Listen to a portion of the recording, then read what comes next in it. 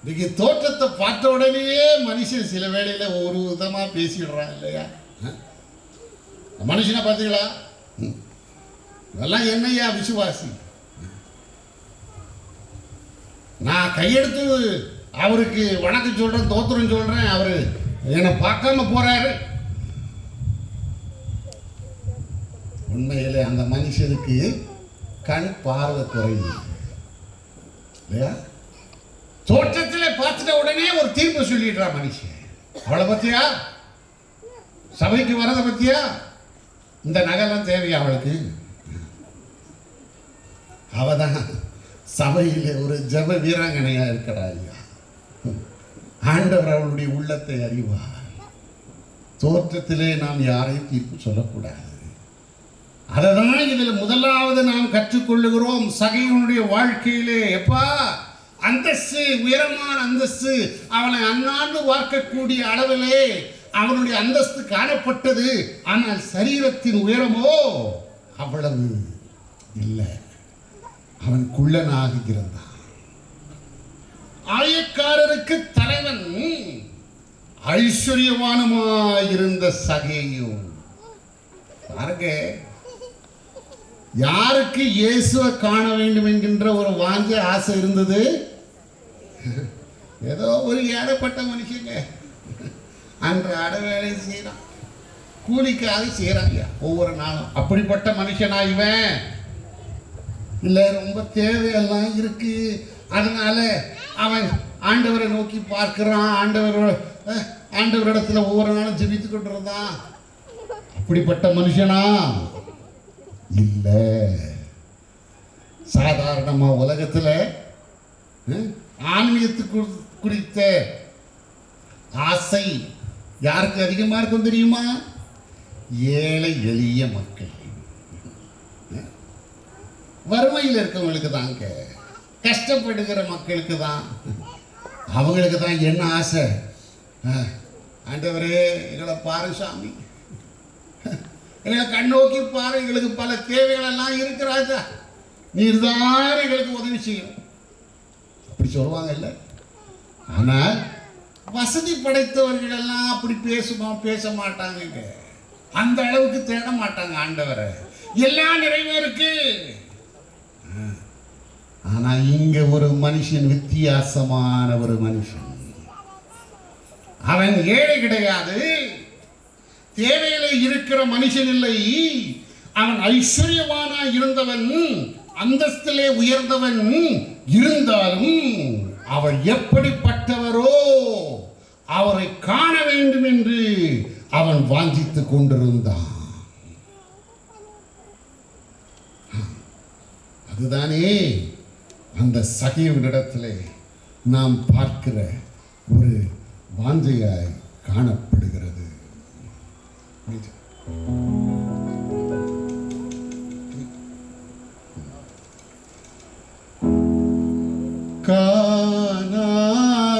கானாவினோதா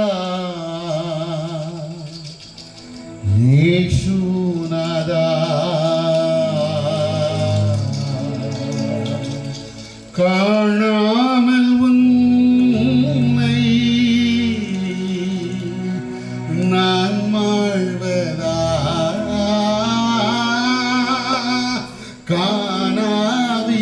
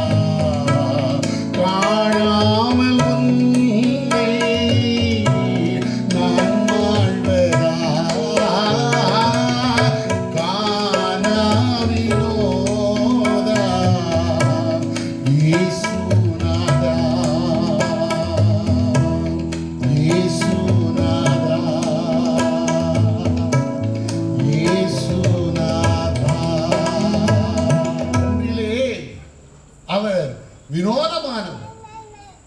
இயேசுநாதா, காணாமல் உன்னை நான் வாழ்வதா என்று என் தகப்பனாரி பாடலை எழுதியிருக்கிறார். அவரை காண வேண்டும். அவர் எப்படிப்பட்டவரோ அவரை காண வாஞ்சையா இருந்தார். எனக்கு ரொம்ப நாள சந்தேகம் ஐயா, என்னென்ன பேர்லாம் வைக்கிறாங்க தெரியுங்களா பிள்ளைகளுக்கு? வேதத்தில் இருக்கிற பரிசுத்தவான்கள், அப்போஸ்தலர்களுடைய பெயர், பழைய பாட்டின் பரிசுத்தவான்கள் யோசேப்பு, தாவீது, மோசே, தீர்க்கதரிசிகளுடைய பேர் ஆமா, ஜெரமையா, ஐசாயா. அப்போஸ்தலர்களுடைய பெயர் பால், ஜான். ஆனா யாராயிலும் சகேயுன்னு பேர் வச்சதை கேட்டிருக்கிறோம் இல்லை இல்லைங்களா? அபூர்வம். நான் இது வரைக்கும் கேட்டதில்லை. என்ன பயமோ தெரியல பிள்ளைகளுக்கு அப்படிப்பட்ட பேர் வைக்கிறதுக்கு. சரி, இவனும் ஆபிரகாமின் குமாரன் தான் ஆண்டவர் சொல்றார். ஆயக்காரனாகிய இவனும் ஆபிரகாமுடைய குமாரன். சரி, இயேசுவை காண வேண்டும் என்கின்ற வாஞ்சை இவனிடத்துல எப்படி வந்திருக்கும் தெரியுமா? அன்றைக்கு சகீவனுடைய நண்பர்கள் சகீவனிடத்துல சொல்லியிருப்பாங்க இல்லையா, இப்ப சகீவே இயேசு இயேசுன்னு ஒருவர் நடமாடுறாரு, கேள்விப்பட்டியா நீ? ஆமா, சகீவ் சொல்லியிருப்பா. ஆமாப்பா, ஒரே இயேசு இயேசு எல்லாம் பேசுகிறார்கள் ஐயா. யாருப்பா இவர் அந்த இயேசு? என்னடா யாருன்னு கேட்கிற? அவர் செய்யறதெல்லாம் தெரியாதா உனக்கு? என்னப்பா செய்யற? சகேயு பார்வை இல்லாதவர்களுக்கு எல்லாம் பார்வை தருகிறார் தெரியுமா? காது கேளாதவர்கள் எல்லாரையும் சுகப்படுத்துகிறார்டா. முடவர்கள் எல்லாம் நடக்கிறாங்க. அப்படியா? இதையெல்லாம் செய்கிறாரா? சகேயு மரித்தவர்களை எல்லாம் உயிரோடு எழுப்புகிறார் தெரியுமா? இதெல்லாமா செய்கிறார்? உலகத்தில் ஒரு மனுஷனும் செய்யக்கூடாத காரியத்தை செய்கிறாரே இவர். ஆம் சகேயுவே, அவர் பேசுவதை இன்றைக்கெல்லாம் கேட்டுக்கிட்டே இருக்கலாம்டா. அவ்வளவு அழகா பேசுறார் சகேயு. இதையெல்லாம் சொல்ல சொல்ல அந்த சகேவனுடைய உள்ளத்திலே ஒரு ஆசை பிறந்திருக்கும். எப்படியாகிலும் இந்த மனுஷனை நான் சந்திக்க வேண்டும். அவர் எப்படிப்பட்டவரோ அவரை காணும்படியாய் அவன் வாஞ்சித்துக் கொண்டிருந்தான். அவன் வகை தேடினான். பிரியமானவர்களே, செய்தி என்ன தெரியுமா? சகேவனிடத்திலே காணப்பட்ட வாஞ்சை நல்லதொரு வாஞ்சை, ஆவிக்குரிய வாஞ்சையாய் காணப்பட்டது. அது ஆன்மீகத்துக்கு அடுத்த வாஞ்சையாய் காணப்பட்டது. நான் இயேசுவை சந்திக்க வேண்டும், நான் அந்த இயேசுவை காண வேண்டும், அவர் எப்படிப்பட்டவரோ நான் அவரை அறிந்து கொள்ள வேண்டும் என்கின்ற வாஞ்சை. பிரியமானவர்களே, சகேவனிடத்திலே காணப்பட்ட அந்த வாஞ்சை இன்றைக்கு என்னிடத்திலே காணப்படுகிறதா? இன்றைக்கு உங்களிடத்திலே காணப்படுகிறதா? அந்த இயேசுவை நான் இன்னும் அறிந்து கொள்ள வேண்டும், அந்த இயேசுவை நான் என்னுடைய வாழ்க்கையிலே நான் சந்திக்க வேண்டும் என்கின்ற ஆசை என்னிடத்திலே இருக்கிறதா? ஒவ்வொரு கர்த்தருடைய பிள்ளையினுடைய வாழ்க்கையிலே மனதிலே அப்படிப்பட்ட வாஞ்சை இருக்க வேண்டுமே. நீ கெட்டவன் தீயவன் என்று சொன்ன ஒரு மனுஷனிடத்திலே அப்படிப்பட்ட ஒரு வாஞ்சை காணப்படுகிறது. பிரியமானவர்களே, ஒருவேளை பற்பல வாஞ்சைகளை கொண்டு இன்றைக்கு மக்கள் உலகத்திலே வாழறாங்க. ஆமா, வாழ்க்கையிலே நான் உயர வேண்டும், நான் பல பட்டங்களை பெற வேண்டும், நான் செல்வந்தனாக உலகத்திலே வாழ வேண்டும், நான் உயர வேண்டும். உலக பிரகாரமான வாஞ்சைகள் இருக்கலாம், தவறு என்று சொல்லுவதற்கு இல்லை.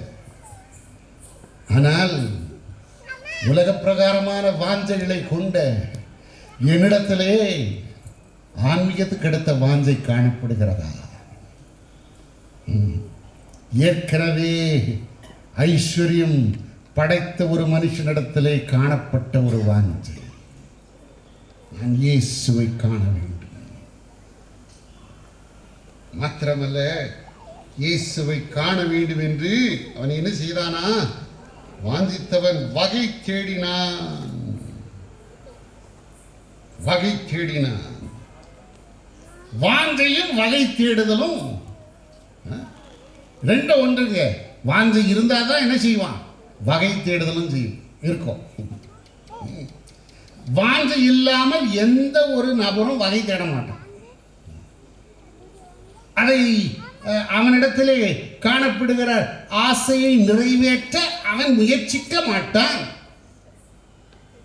சரிங்களா? அவங்க என்னிடத்துல இந்த வயலின் கற்றுக்கொள்ள இந்த சின்ன பிள்ளைகளை கூட்டிகிட்டு வருவாங்க பெற்றோர். ஐயா, பிரதர், என் மக அவளுக்கு இந்த வயலின்னா அவ்வளோ பெரிய பாட்டு கிடக்க, அவ்வளோ ஆசைங்க. அப்படிங்களா? எப்படியாகிலும் நீங்கள் அந்த வயலினை பிள்ளைகளுக்கு சொல்லிக் கொடுக்குற பாருங்க அப்படின்னு அந்த இடத்துல கேட்பாங்க. இந்த காலத்தில் வயலின் கற்றுக்கொள்கிற அதிக பிள்ளைங்க வரதில்லைங்க. எல்லாம் அந்த கீபோர்ட், கிட்டார் இதுக்கு தான் போகிறாங்க. ஏன்னா அதில் ஒரு பிரச்சனை இருக்குது. இதை அறிந்து தான் நான் அந்த பிள்ளைய கூப்பிட்டுட்டு கேட்பேன், என்னம்மா அம்மா சொல்கிறாங்க, மம்மி சொல்கிறாங்க வயலின்னா ரொம்ப இஷ்டமாவே அப்படியா? அதிகமான பிள்ளைங்க என்ன சொல்ல தெரியுமா? அப்படிலாம் இல்லை, வயலின் ரொம்ப போர் அங்கிள் அப்படின்னு சொல்லுவாங்க. இல்லை, இந்த வயலினை கற்றுக்கொள்ள விருப்பம் இல்லை, இது போர்ன்னு சொன்னால் அந்த பிள்ளை படிக்குமா? படிக்காது, முயற்சிக்காது. அதிலே ஒரு ஆசை இருந்தால்தான் அந்த பிள்ளை அதை கற்றுக்கொள்ள முயற்சி எடுக்கும். ஆகவே வகை தேடுதல் எப்போ வரும் தெரியுமா? மனுஷன் எப்போ முயற்சிப்பான் தெரியுமா? அவனிடத்துல ஒரு ஆசை இருக்கும். ஆசை இருக்க வேண்டும். இங்க ஒரு மனுஷனிடத்துல ஒரு ஆசை, ஒரு வாஞ்சை, சகைவரிடத்துல அது என்ன வாஞ்சை? நான் இயேசுவை காண வேண்டும், அவர் எப்படிப்பட்டவரோ. அதனால தான் ஐயா அவன் முயற்சிக்கிறான், எப்படி ஆகிலும் இவரை நான் சந்திக்க வேண்டும். ஒரு வகை தேடுதல். அவனுடைய வாஞ்சை நல்லதொரு வாஞ்சை, அவனுடைய வகை தேடுதல் நல்லதொரு வகை தேடுதல். பிரியமானவர்களே, இன்றைக்கு கர்த்தருடைய பிள்ளைகளாகி நம்முடைய வகை தேடுதல் எதை நோக்கி காணப்படுகிறது? யோசித்து பார்ப்போம். நம்முடைய வகை தேடுதல் நல்ல வகை தேடுதலாய் இருக்கிறதா? நன்மையை தேடுகிற வகை தேடுதலாய், நன்மையை நிறைவேற்றுகிற வகை தேடுதலாய் காணப்படுகிறதா? அல்லவென்றால் தீமை செய்ய தீவிரிக்கிற வகை தேடுதலாய் காணப்படுகிறதா?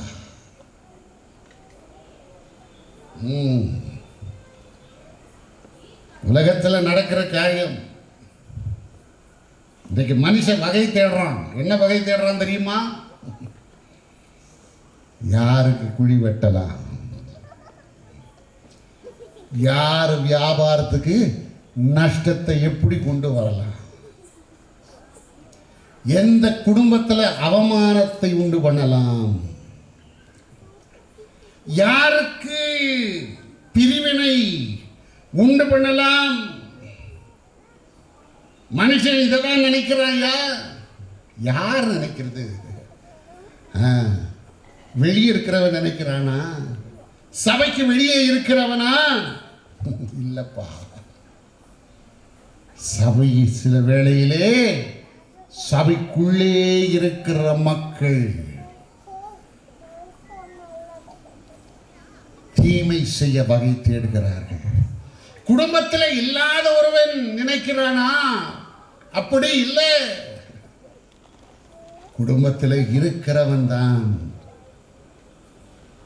அப்படியாய் தீமை செய்ய, நமக்கு தீமை செய்ய தீவிரிக்கிறார்கள்.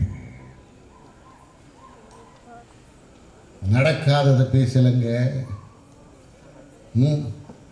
எங்கேயும் நடக்காத காரியத்தை பேசல, நடக்கிற காரியங்களை தான் சமுதாயத்திலே, குடும்பத்திலே, உலகத்திலே தினந்தோறும் நடந்து கொண்டிருக்கிற காரியங்களை குறித்து தான் நான் பேசுகிறேன். என்னுடைய வகை தேடுதல் எப்படி காணப்படுகிறது? சகேயுனுடைய வாஞ்சை நல்லதொரு வாஞ்சை, வகை தேடுதல் நல்லதொரு வகை தேடுதல். அவன் குள்ளனானபடினால் ஜனக்கூட்டத்திலே அவரை காணக்கூடாமல் எவ்வளவு பிரயாசம் எடுக்கிறாங்க. இயேசுவை காண வேண்டும். இந்த கூட்டத்தில் எப்படி பார்க்க முடியும்? அப்படி ஏதாவது சோர்வு ஏற்பட்டுதா? ஜனக்கூட்டம் இருக்கு, எப்பா இதுக்குள்ள நான் போய் அந்த ஆண்டவரை எப்படி பார்க்கணும், நமக்கெல்லாம் வாய்ப்பு கிடைக்காதப்பா, நம்ம போயிடலாம். இல்லை, அவர் போகும் வழியிலே முன்னாக ஓடி கூட்டத்துக்கு முன்னே ஓடுறான். என்ன செய்யறான்? ஒரு காட்டத்தி மரத்திலே ஏறினான். அவர் போகும் வழியிலே முன்னாக ஓடி. இங்கதான் ஒரு முக்கியமான செய்தி. என்ன செய்தி தெரியுமா? ஆண்டவர் இயேசு வந்த பிறகு சகி வராரா? ரைட் ராயலா வந்துட்டாரா? பார்க்கலாம். அப்படி வந்தாரா? இல்லைங்க. இயேசு வருவதற்கு முன்னமே இயேசுவை காண ஆயத்தமாக இருக்கிறார். எவ்வளவு அருமையான சுவாபம் தெரியுங்களா? சில சபையில் பார்த்துருக்குறேங்க. இந்த சகை யாருக்கு எடுத்துக்காட்டு தெரியுங்களா? நல்ல உதாரணம். ஆலய ஆராதனை 8:30 மணிக்கு தொடங்குதுன்னா அநேகர் எத்தனை மணிக்கு வருவாங்க தெரியுமா? 8:09 பரவாயில்ல, ஷார்ப்பாக 8:45 9 மணிக்கு தான் உள்ளே வருவோம். அங்கே முதல் பாட்டு பாடி ஆராதனை தொடங்கியிருக்கும். இங்க ஒரு மனுஷனை பாருங்க, இயேசு வருவதற்கு முன்னமே ஆயத்தமாக இருக்கிறான். இப்போ ஆண்டவர் வரப்போறாரு, நான் ஆண்டவரை சந்திக்க போகிறேன், காத்துக்கிட்டு இருக்கிறான். பிரியமானவர்களே, யோசித்து பாருங்க. இந்த ஆயக்காரனிடத்திலிருந்து நாம் கற்றுக்கொள்ள வேண்டிய சில உண்மைகள் உண்டு இல்லைங்களா?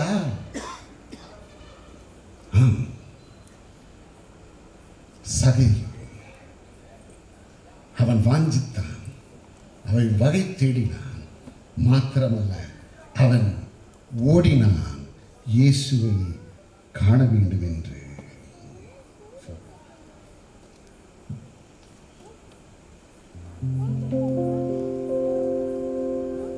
நின் பாத தரிசனம், நின் பாத தரிசனம், அன்பான கரிசனம், இந்த சரி கொழுவதிகம் எனவும் உறுதியில் நம்பி வந்தேன்.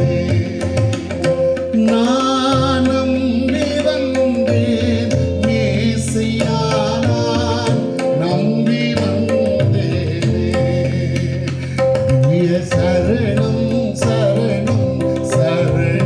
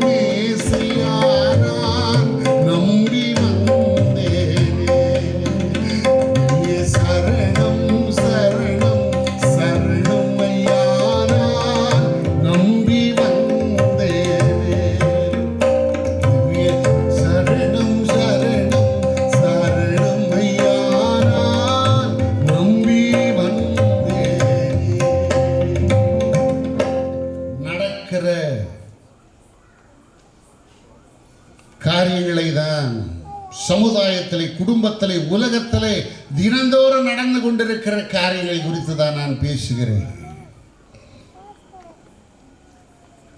என்னுடைய வகை தேடுதல் எப்படி காணப்படுகிறது?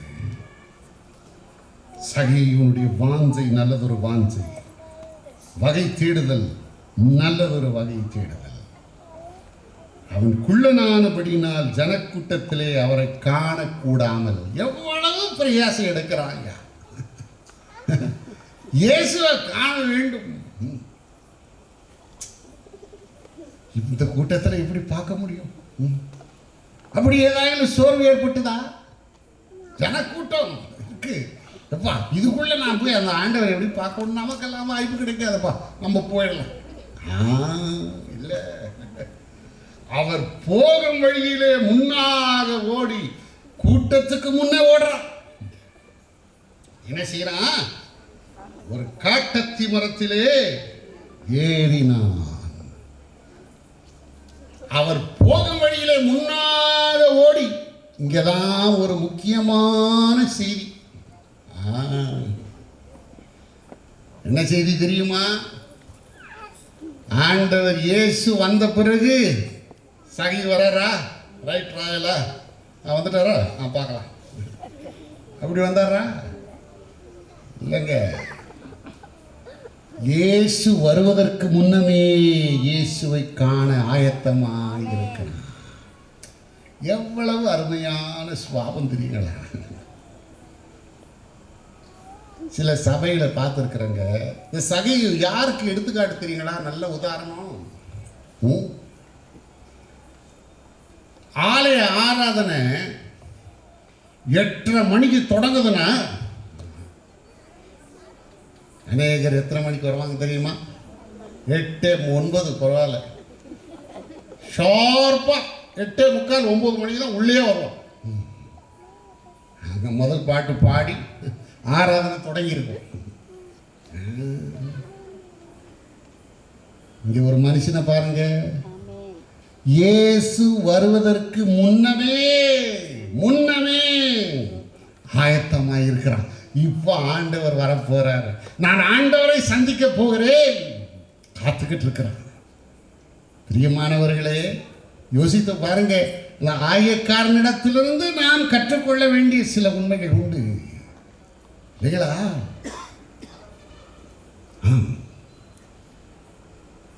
சகை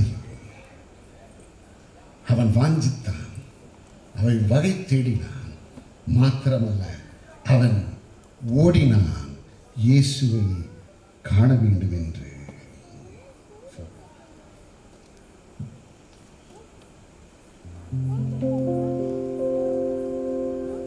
நின் பாத தரிசனம், நின் பாத தரிசனம், அன்பான கரிசனம், இந்த சரி கொழுவதிகம் எனவும் உறுதியில் நம்பி வந்தேனே. நான் நம்பி வந்தேன் மேசையானான், நம்பி வந்தேனே. சரணம் சரணம் சரணம்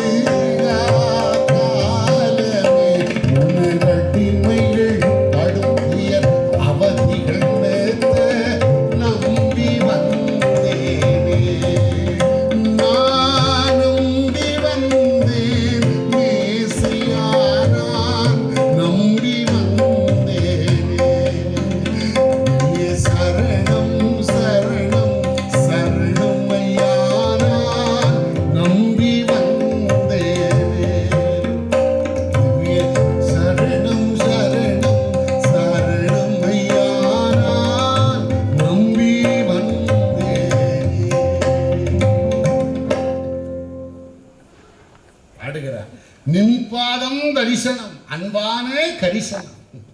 நித நித சரி தொழுவதிதமெனவும் உறுதியில். ஆஸ்திரியார் பாடுற,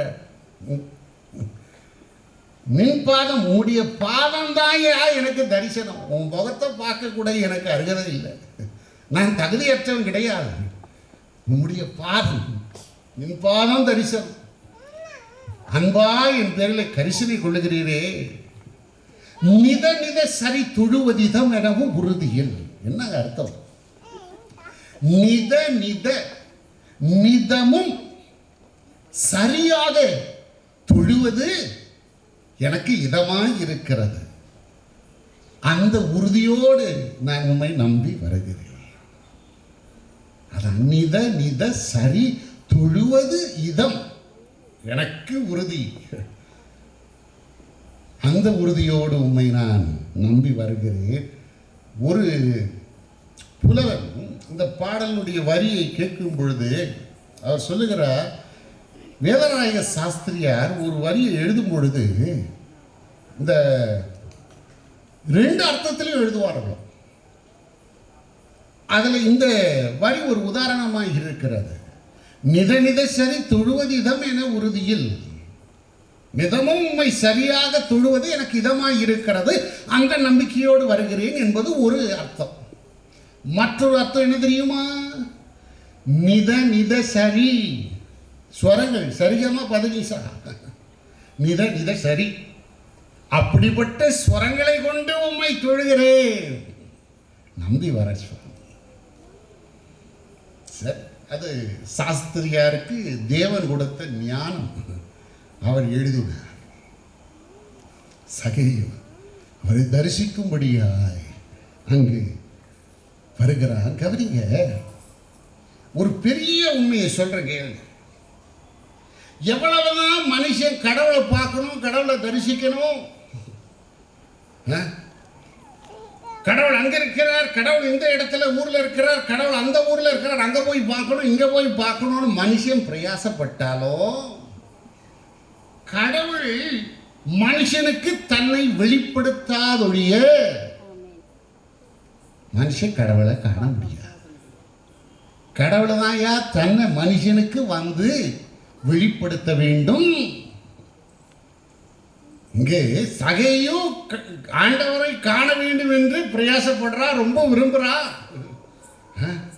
இவன் பிரயாசப்பட்டாலும் ஆண்டவர் தான் யார் தன்னை காண விரும்புகிற அந்த சகையுக்கு தன்னை வெளிப்படுத்த வருகிறார். சகையுக்கு அந்த கிருபை இருந்ததுங்க இல்லையா? அந்த சகையுக்கு அந்த பாக்கியம் இருந்தது. வேதத்திலிருந்தே நான் வசனத்தை சுட்டி காட்ட விரும்புகிறேன். பரிசுத்த யோவான் எனப்பட்டவர் எழுதின சுவிசேஷம் 6ஆம் அதிகாரம் 65ஆம் வசனம். ஒருவன் என் பிதாவின் அருளை பெறாவிட்டால் என்னிடத்திற்கு வரமாட்டான் என்று இது நிமித்தமே உங்களுக்கு சொன்னேன் என்றார். என்னிடத்துல ஒருவன் எப்படி வருவான்றாரு? அவனுக்கு என்ன வேணுமா? பிதாவினுடைய அருள். பிதாவினுடைய அருள் இல்லை என்றால் ஒருவன் என்னிடத்திலே வரமாட்டான். சகைவுக்கு என்ன இருந்தது? ஆமா, அந்த பிதாவினுடைய அருள் இருந்ததுனால தான் என்ன சொல்றான், அவன் ஆண்டவரை காண வேண்டும் என்று வாஞ்சித்தான், வகை தேடினான். இன்றைக்கு நீங்களும் இங்கே உட்கார்ந்துக்கிட்டு இருக்கிறீங்க பாருங்க. ஏன்? அந்த பிதாவினுடைய அருள் இருக்கிற காரணத்தினால தான் நீங்கள் இங்கே கூடி வந்திருக்கிறீர்கள். எல்லாருக்கும் அந்த அருள் இல்லையா? எல்லாருக்கும் அந்த அருள் கொடுக்கப்படவில்லையே.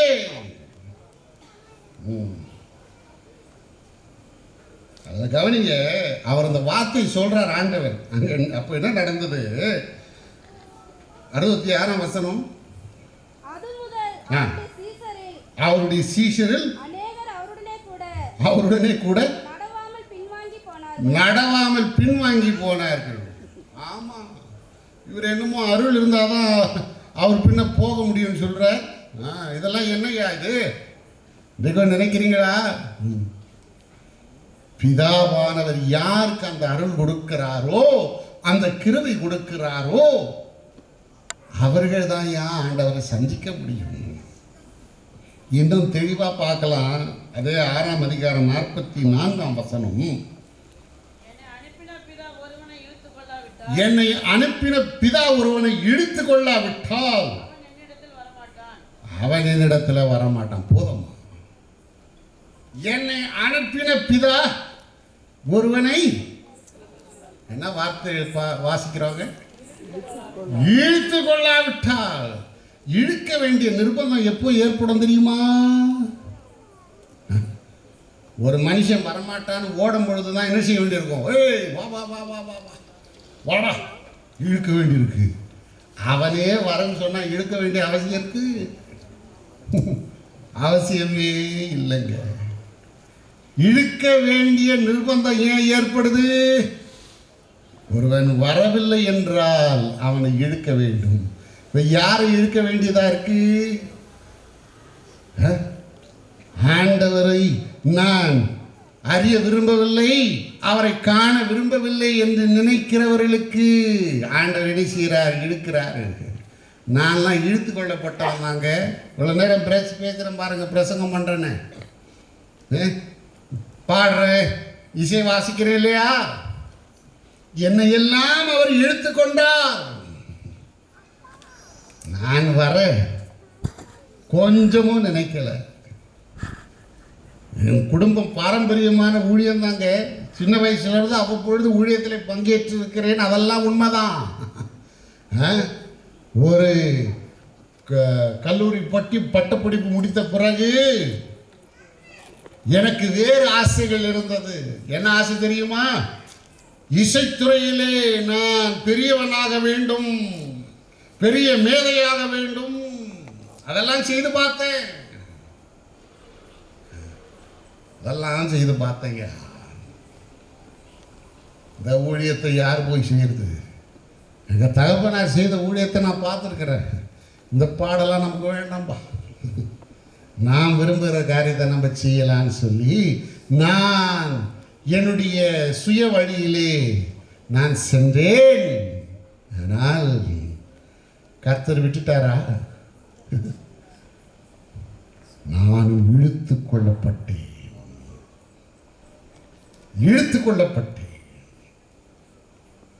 ஒருவேளை நீங்க நினைக்கலாம், கர்த்தர் அவரை காண வேண்டும், அவரை தரிசிக்க வேண்டும், அவரை அறிந்து கொள்ள வேண்டும் என்கின்ற கிருபை உங்களுக்கு இருக்குமே என்றால் நீங்களும் இழுத்துக் கொள்ளப்படுவீர்கள். இங்கு சகீவுக்கு ஒரு வாஞ்சை அவனுக்கு இருந்தது. அவனும் இழுக்கப்பட்டான். ஆண்டவர் தன்னை அங்கு அவனுக்கு வெளிப்படுத்த வருகிறார். தமிழ் ஞானி சொல்லுகிறான், ஓடி ஓடி ஓடி ஓடி உட்கலந்த ஜோதியை நாடி நாடி நாடி நாடி நாட்களும் கழிந்து போய் வாடி வாடி வாடி வாடி மாண்டு போன மானிடர் கோடி கோடி கோடி கோடி எண்ணிறந்த கோடியே ஓடி ஓடி ஓடி உட்கலந்த ஜோதியை போய் பார்க்கிறோம். அங்கே கடவுள் இருக்கிறானா, இங்கே கடவுள் இருக்கிறானா, அங்கே போய் பார்க்கலாமா, இங்கே போய் பார்க்கலாமா? மனுஷன் ஓடுறான். நாடி நாடி நாடி நாடி நாட்களும் கழிந்து போய் என்னாச்சு? நாட்கள் தான் வீணாய் போச்சப்பா. கடவுளை கண்ட பாடு இல்லையே. வாடி வாடி வாடி வாடி மாண்டு போன மானிடர் ஓடி தேடி இவங்க என்ன செய்துட்டாங்க? வாடி போயிட்டாங்கப்பா. அவருடைய எண்ணிக்கை கோடி கோடி கோடி கோடி எண்ணிறந்த கோடியே.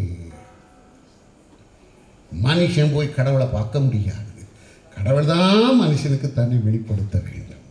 அந்த நிலையிலே சகீவனுடைய காரியத்தை நம்ம பார்க்கிறோம். சகீவ் எவ்வளவுதான் வாதித்தாலும், அவன் எவ்வளவுதான் வகை தேடினாலும், இயேசுதாமே தம்மை வெளிப்படுத்த அங்கு அந்த சகீவை தேடி வருகிறார். ஆம் பிரியமானவர்களே, அவருடைய கிருபை சகீவுக்கு அதிகமாக இருந்தது.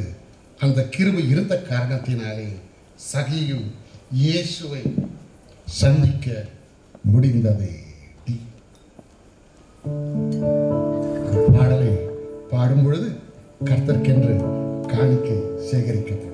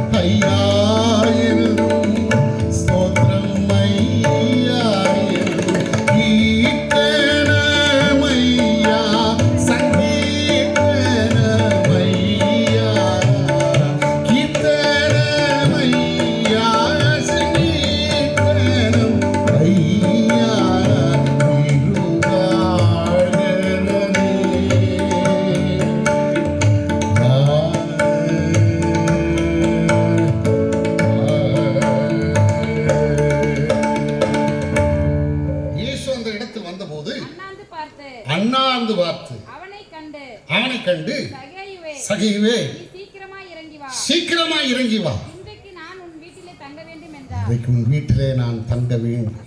அண்ணாந்து பார்த்து அந்த இடத்துக்கு வந்துட்டார். எல்லாரும் இயேசுவை தொடர்ந்து நடந்து வராங்க, பின்பற்றி வராங்க. இயேசு ஒரு இடத்துல நிற்கிறார். ஜனங்கள் எல்லாரும் நின்றுட்டு இருப்பாங்க. என்னடா ஆண்டவர் இங்கே நின்றுட்டாரு, இப்பொழுது ஏதாகிலும் ஒரு அற்புதத்தை செய்ய போறாரா, ஏதாகிலும் ஒரு ஓமையை பேச போறாரா, எதற்காக இங்கே நிற்கிறார்? ஆமா, அவர் ஒரு அற்புதத்தை செய்ய தான் ஏங்க நிற்கிறார். என்ன அற்புதம் தெரியுமா? அந்த சகீவனுடைய வாழ்க்கையை மாற்றுகிற அற்புதத்தை செய்ய இயேசு அவ்விடத்திலே வந்து நிற்கிறார். மக்கள் எல்லாரும் பார்க்கிறாங்க. பார்த்து கொண்டிருக்கும் பொழுது ஆண்டவருடைய கண்கள் மரத்துக்கு மேலே பார்க்கிறது. அங்கு அவர் எதிர்பார்க்கிற ஒரு கனி அந்த மரத்திலே இருக்கிறது. ஐயா, அதுக்கு தான் ஆண்டவராகி இயேசு அங்கே நிற்கிறார். சகேயு என்னும்படியான கனி அவருக்கு தேவை. அண்ணாந்து பார்த்து சொல்லுகிறார், சகேவே சீக்கிரமா இறங்கி வா, நான் உன் வீட்டில் தங்க வேண்டும். சீக்கிரம் வாப்பா. சகேயு என்கிற பேருக்கு அர்த்தம் என்னன்னு தெரியுங்களா? தெரியலன்னா கேளுங்க. சகேயு என்கிற பெயருக்கு அர்த்தம் தூய்மை. ஆமாயா, தூய்மை. இல்லை, இந்த சகீவுக்கு வாழ்க்கையில தூய்மை இருந்ததுங்க, கொஞ்சமும் இல்லை. ஆயக்காரன் ராயனுக்கு ஒரு பங்கு வரி போய் சேர வேண்டும் என்றால் ஆயக்காரர்கள் மக்களிடத்திலிருந்து 4 பங்கு வரி வசூலிப்பாங்க. 4 பங்கு வரி வசூலித்து 3 பங்கை இவன் வைத்துக்கிட்டு 1 பங்கை தான் ராயனுக்கு செலுத்துவான். அப்படியே மக்களை கசக்கி பிடித்து வரி வசூலித்த ஆயக்காரர்கள் சகையும் ஒருவனாய் காணப்பட்டான். ஆமா, தூய்மை கிடையாது. மக்களை வஞ்சித்தவன், ஏமாற்றினவன். பிரியமானவர்களே, அவனுடைய பெயருக்கும் அவனுடைய வாழ்க்கைக்கு சம்மதம் இல்லையா?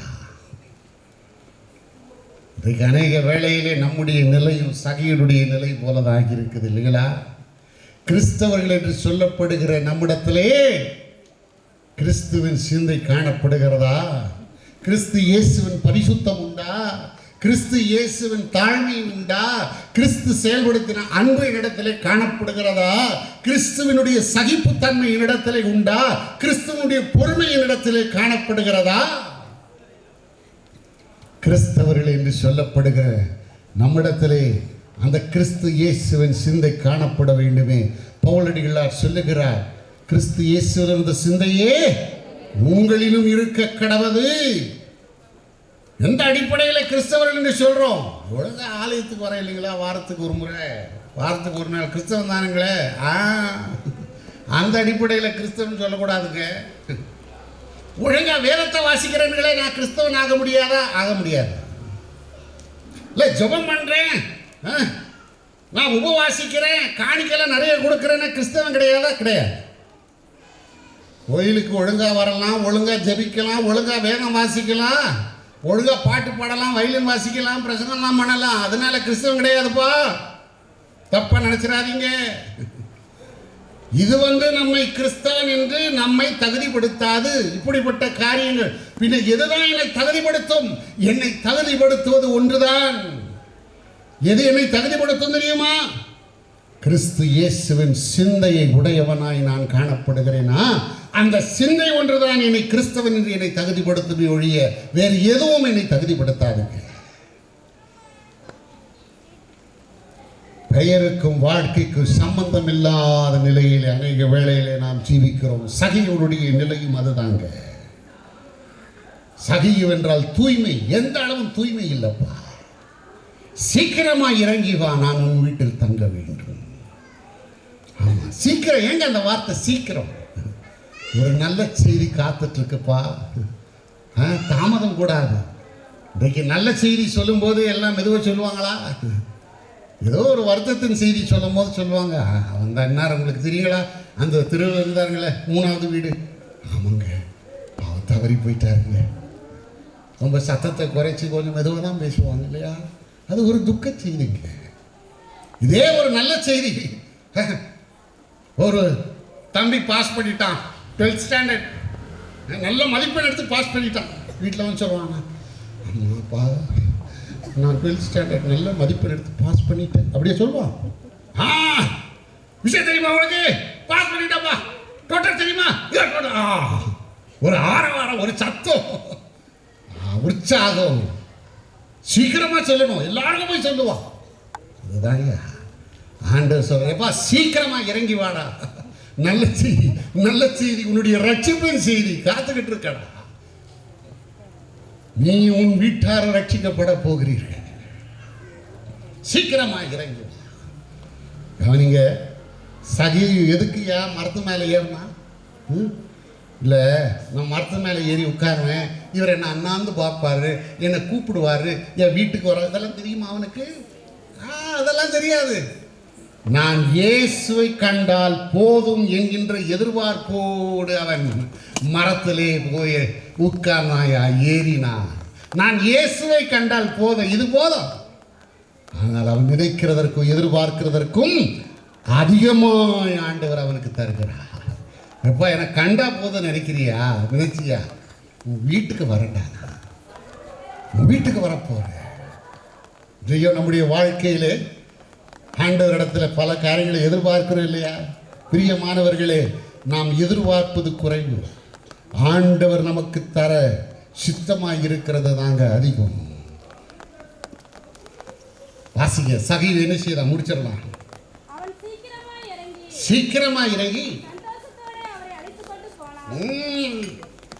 சந்தோஷத்தோடு அவன் இயேசு அழைத்து கொண்டு போறான். பாருங்க, இன்னைக்கு சாயந்தரம் வாசிக்கும் போது தான் எனக்கு ஒரு யோசனை. இவ்வளவு நாள் நான் அதை யோசிக்கிறேன். மிஸ்ஸஸ் சகேயு இருக்கிறாங்க பார்த்தீங்களா? சகேயுனுடைய மனைவி ரொம்ப நல்லவங்க. நம்ம வீட்டுக்கு ஒருத்தர் வராரு, எப்பா ஒரு நண்பன் வர, உங்கள் வீட்டில் நான் தங்க போகிறேன் அப்படின்னா, வாங்க வாங்க வாங்க வரலாம், எங்கள் வீட்டுக்கு நான் கூட்டிகிட்டு போவேன்னா, கூட்டிகிட்டு போனாங்க யார் என்ன சொல்லுவாங்க? மனைவி ஒருத்தர் இருப்பாங்க, என்னது நம்ம வீட்டில் தங்க போகிறாரா, எவ்வளோ நாள் நீங்களா சமைக்க போகிறீங்க, யாரை கேட்டு கூப்பிட்டு வந்தீங்க, எவ்வளோ கேள்வி கேட்பாங்க.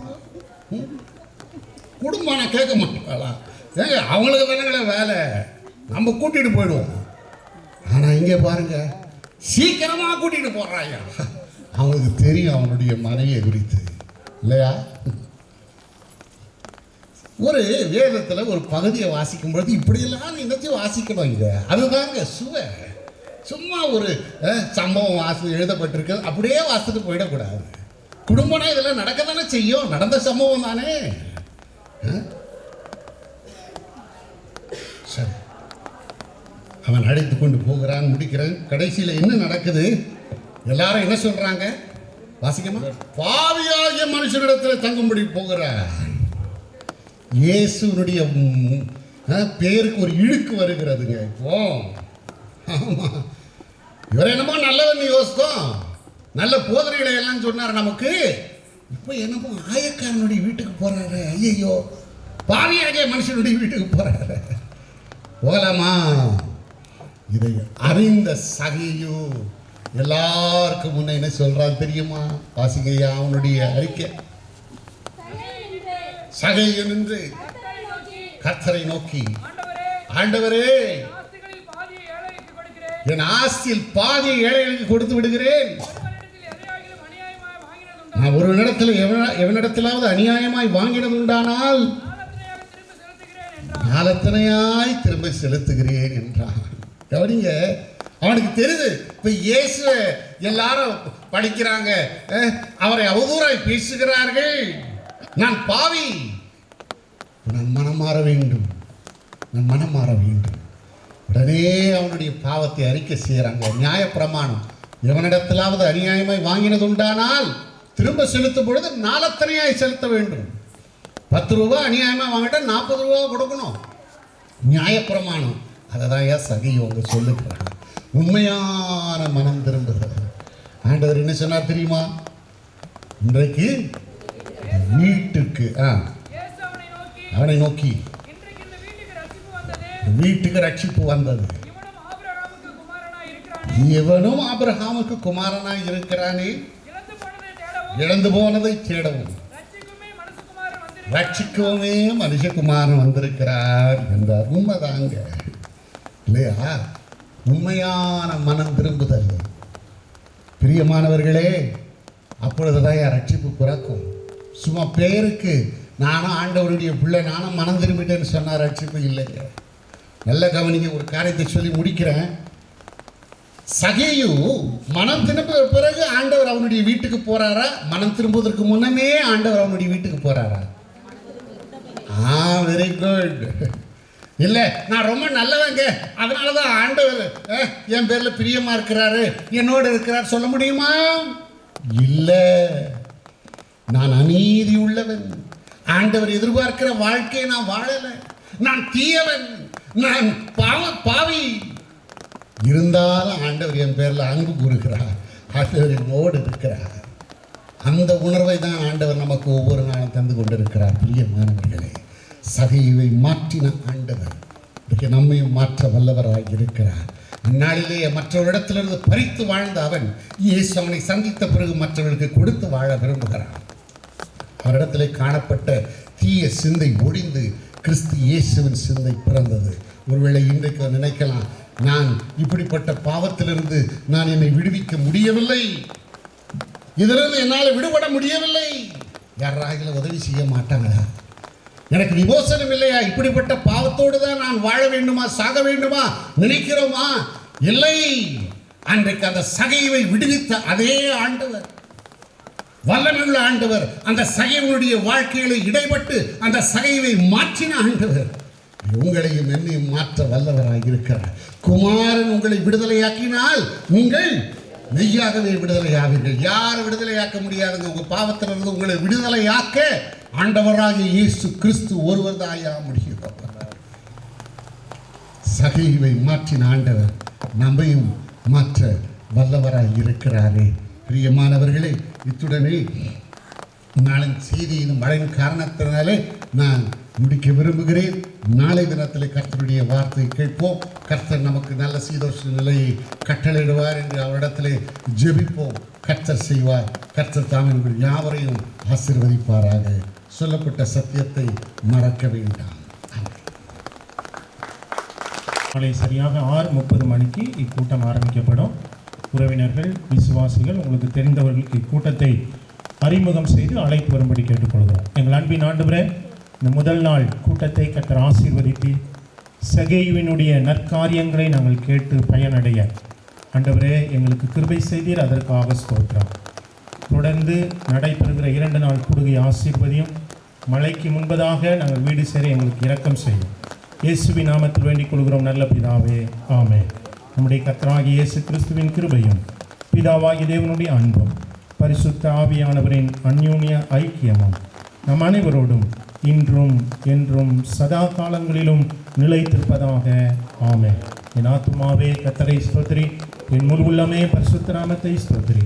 என் ஆத்துமாவே கர்த்தரை ஸ்தோத்திரி, கர்த்தர் செய்த சகல உபகாரங்களை மறவாதே, ஆமென்.